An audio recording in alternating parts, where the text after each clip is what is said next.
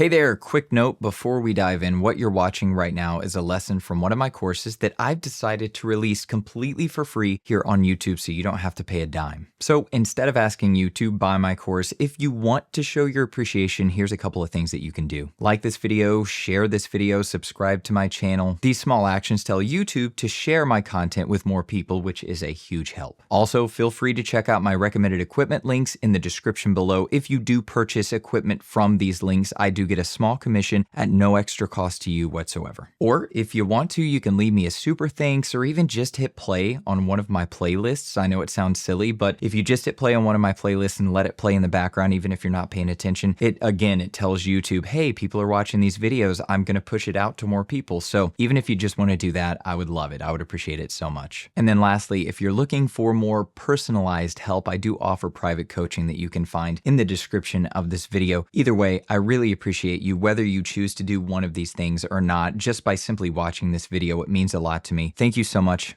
Now, let's get to the lesson.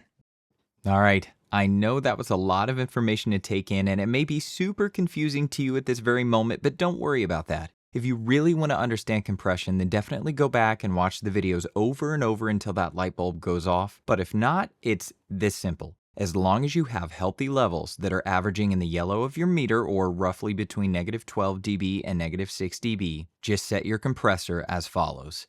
Threshold, -12 dB. Ratio, 2:1. Attack time, 10 milliseconds. Release time, 100 milliseconds. Leave makeup gain alone. That's it. These are very tame compression settings that won't get you in trouble. See you in the next video.